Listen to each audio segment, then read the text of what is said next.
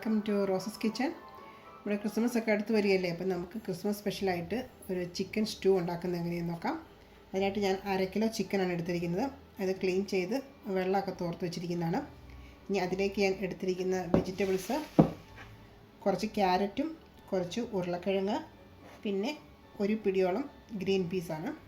അത് frozen green പീസാണ്. അപ്പോൾ വെജിറ്റബിളൊക്കെ നിങ്ങളുടെ ഇഷ്ടം അനുസരിച്ച് ചേർക്കുക. പിന്നെ ഇതിലേക്ക് വേണ്ടത് ഒരു ചെറിയ കഷ്ണം ഇഞ്ചി, 5 വെളുത്തുള്ളി ചെറുതായിട്ടരിഞ്ഞത്, 4 പച്ചമുളക്, കറിവേപ്പില, 2 മീഡിയം സൈസ് സവോള. പച്ചമുളകൊക്കെ നിങ്ങളുടെ എരിവനുസരിച്ച് കൂട്ടുകയോ കുറയ്ക്കുകയൊക്കെ ചെയ്യണം. പിന്നെ ഇതിലേക്ക് എടുത്തിരിക്കുന്നത് 2 ബേ ലീവ്സ്, കുറച്ച് കുരുമുളക്, ഒരു 2 നമ്മുടെ ഗ്രാമ്പൂ, 2 തക്കോലം, ഒരു 5 ഏലക്ക, കുറച്ച് കറുവാപ്പട്ട. പിന്നെ ഇതിലേക്ക് വേണ്ട മസാല നമുക്ക് കുരുമുളക് പൊടിയും കുറച്ച് ഗരം മസാലയാണ് വേണ്ടത്. പിന്നെ മെയിനായിട്ട് വേണ്ടത് നമ്മുടെ തേങ്ങാപ്പാൽ. അപ്പോൾ നമുക്കിത് എങ്ങനെയാണ് ഉണ്ടാക്കുന്നതെന്ന് നമുക്കൊന്ന് നോക്കാം. നമ്മുടെ ഒരു പാൻ വെച്ചത് ചൂടായിട്ടുണ്ട്. അതിലേക്ക് കുറച്ച് എണ്ണ ഒഴിച്ച് കൊടുക്കുക. ഈ എണ്ണയൊന്ന് ചൂടാകുമ്പോഴത്തേക്കിനും നമുക്ക് നമ്മൾ എടുത്ത് വെച്ചിരിക്കുന്ന മസാലകൾ ആദ്യം ഇട്ട് കൊടുക്കണം. സ്പൈസസ് ആദ്യം നമുക്കതൊന്ന് ഇട്ട് കൊടുക്കാം. എണ്ണ ചൂടായിട്ടുണ്ട്.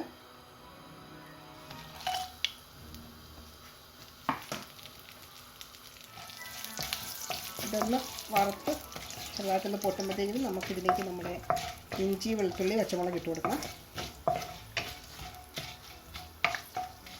ഇപ്പോൾ നന്നായിട്ട് ചൂടായിട്ടുണ്ട്. നമുക്കിനി ഇതിലേക്ക് പച്ചമുളക്, ഇഞ്ചി, വെളുത്തുള്ളി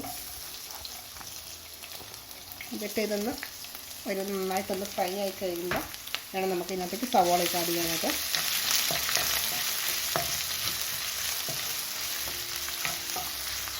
നമ്മുടെ ഇഞ്ചിയും വെളുത്തുള്ളിയൊക്കെ അതിന് ഫ്രൈ ആയി വന്നിട്ടുണ്ട്. നമുക്ക് ഇനി ഇതിലേക്ക് നമ്മൾ അരിഞ്ഞു വെച്ചിരിക്കുന്ന സവോള ചേർത്ത് കൊടുക്കാം. 2 മീഡിയം സൈസ് സവോളയാണ്. അതിലേക്ക് കുറച്ച് കറിവേപ്പില കൂടെ ചേർത്ത് കൊടുക്കാം. ഇത് നമുക്കൊന്ന് വഴറ്റാം. ഇത് നന്നായിട്ട് ഫ്രൈ ആവേണ്ട ആവശ്യമില്ല. ഇപ്പം നമ്മുടെ സവോളയൊക്കെ നല്ല സോഫ്റ്റായിട്ട് വന്നിട്ടുണ്ട്. ഇനി നമുക്കിതിലേക്ക് കുറച്ച് കുരുമുളക് പൊടി ഇട്ട് കൊടുക്കണം. നമ്മളിതിനകത്ത് വേറെ മുളക് പൊടി ഒന്നും ചേർക്കുന്നില്ല. കുറച്ച് കുരുമുളക് പൊടി കുറച്ച് അധികം ഇട്ട് കൊടുക്കാം. 1 സ്പൂണാണ് ഇട്ടിരിക്കുന്നത്. പിന്നെ ഞാൻ ഇതിൻ്റെ കൂട്ടത്തിൽ ഒരു 1/4 സ്പൂണോളം ഗരം മസാല കൂടി ചേർക്കുന്നുണ്ട്. ഗരം മസാല കുറച്ചേ ചേർക്കുന്നുണ്ട്. നമുക്കിനി ഇതെല്ലാം കഴിഞ്ഞ് അവസാനം വേണമെങ്കിൽ കുറച്ചും കൂടെ ആഡ് ചെയ്യണം. ഇതൊന്ന് ചൂടാകുന്നിടം വരെ ഒന്ന് വഴറ്റി കൊടുക്കാം. ഇനി നമുക്കിതിലേക്ക് നമ്മുടെ ചിക്കൻ ഇട്ട് കൊടുക്കാം. ഇതൊന്ന് നന്നായിട്ട് അത് മിക്സ് ചെയ്തിട്ട് നമുക്കൊന്ന് അടച്ചു വെച്ച് ചെറിയ തീയിൽ അതിൻ്റെ ചിക്കനിൽ നിന്ന് വെള്ളമൊക്കെ ഇറങ്ങുന്നിടം വരെ ഒന്ന് അടച്ചു വയ്ക്കാം. നമുക്ക് കുറച്ച് ഉപ്പും കൂടി ഇട്ട് കൊടുക്കാം ഇതിനകത്തേക്ക്.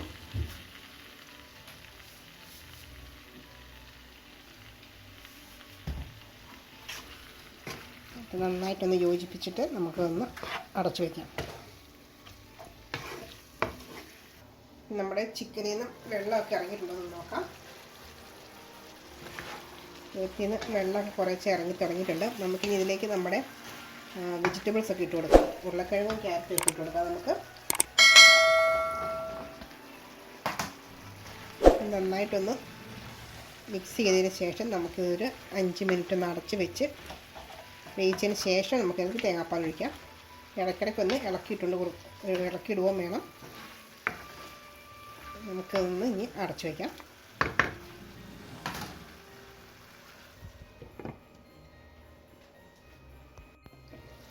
ഇനി നമുക്കിതിലേക്ക് നമ്മുടെ 1-ാം പാൽ ഒഴിച്ചു കൊടുക്കാം.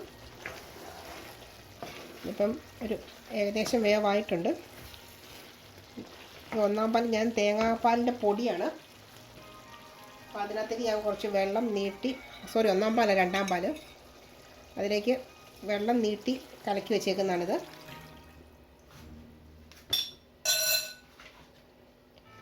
ഇതൊന്ന് നന്നായിട്ടൊന്ന് ഇളക്കിയിട്ട് നമുക്കിനി കുറച്ച് തീ വെച്ചിട്ട് കൂട്ടി വയ്ക്കാം. ഇത്രയും നേരം ലോ ഫ്ലെയിമിലായിരുന്നു ഇട്ടിരുന്നത്. നമുക്കൊരു മീഡിയത്തിലേക്ക് കൊണ്ടുവരാം. എന്നിട്ട് ഇതൊന്ന് വറ്റി ഗ്രേവി ഒന്ന് കുറുകുന്നോടം വരെ നമുക്കിതൊന്ന് തിളപ്പിക്കണം. ഇനി ഇതിലേക്ക് ഞാൻ എടുത്തു വെച്ചിരിക്കുന്ന ഗ്രീൻ പീസുകൾ ഇട്ട് കൊടുക്കുകയാണ്.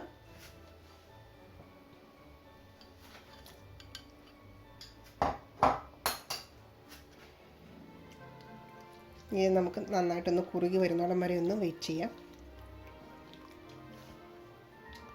നമ്മുടെ ഗ്രേവിയൊക്കെ ഒരു കുറുകി വന്നിട്ടുണ്ട്. ഇനി നമുക്കിതിലേക്ക് നമ്മുടെ ഒന്നാം പാൽ ഒഴിക്കാം. ഇത് ഞാനിങ്ങനെ പാൽപ്പൊടി കുറച്ച് വെള്ളത്തിൽ കലക്കിയതാണ്.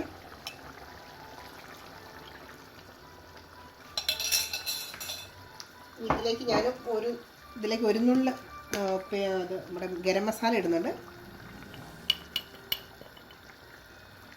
ഞാനൊന്ന് നന്നായിട്ടൊന്ന് മിക്സ് ചെയ്തിട്ട് കുറച്ച് കറിവേപ്പില അങ്ങോട്ട് ഇട്ട് കൊടുക്കാം.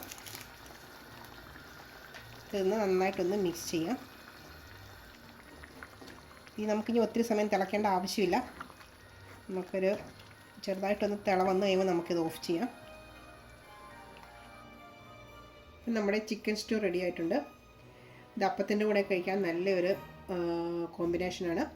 അപ്പോൾ എല്ലാവരും ഒന്ന് ട്രൈ ചെയ്ത് നോക്കുക. ഇഷ്ടമായ ചാനൽ സബ്സ്ക്രൈബ് ചെയ്യാനും ലൈക്ക് ആൻഡ് ഷെയർ ചെയ്യാൻ മറക്കരുത്. Thank you.